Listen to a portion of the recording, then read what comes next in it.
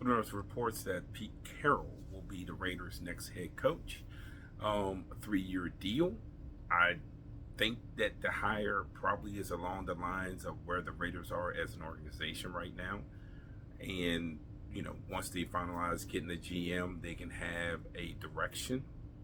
I hope that there was more people involved in this decision than Mark Davis, that he did lean on Tom Brady just as fresh eyes, fresh ideas. Does not mean that Tom Brady knows everything, but Mark Davis needed help with how things should run.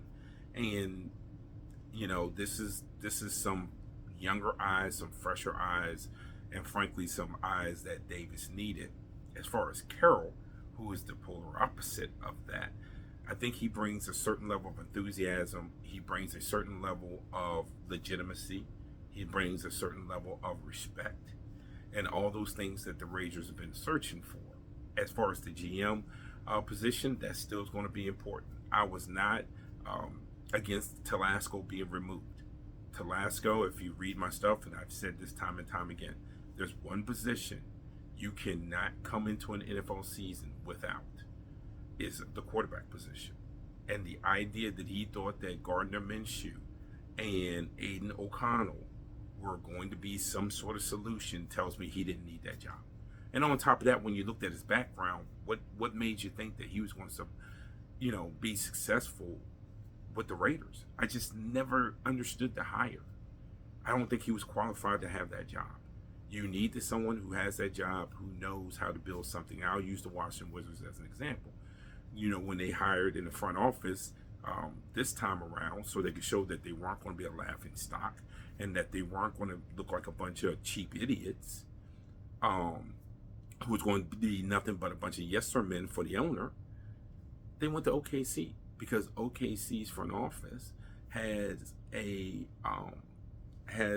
lineage of being able to take situations that are adverse.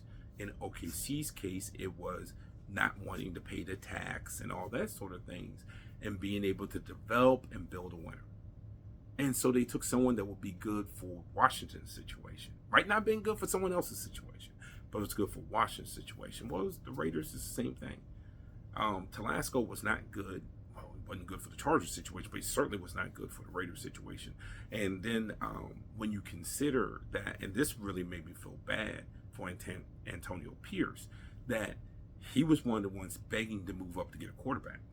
He didn't want to go into the season with this. I think he knew what that meant for a first-time head coach. And that organization, it meant that you might not be there for the next year, and he wasn't. With Carroll and a good GM, along with Brady, I think that what they could do is map out a reasonable pathway for the Raiders. Might not be the same pathway as it was in New England. Might not be the same pathway as it is in Kansas City.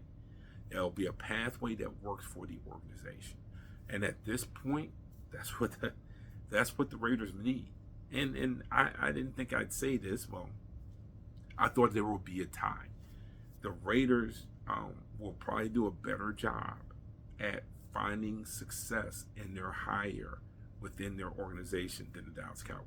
Because the Dallas Cowboys, if they hire Brian Schottenheimer, that's just flat out, this is who the owner feels most comfortable with. It's not that it's the perfect person for a job in that situation. This is a guy who won't complain because I want to act in a certain way. And as long as he doesn't complain and this person won't complain because he should just be happy to have the job, then we're good. I'm glad the Raiders aren't doing that. I'm also glad the Raiders aren't doing if we bring in a bunch of people from X, we'll mimic their culture.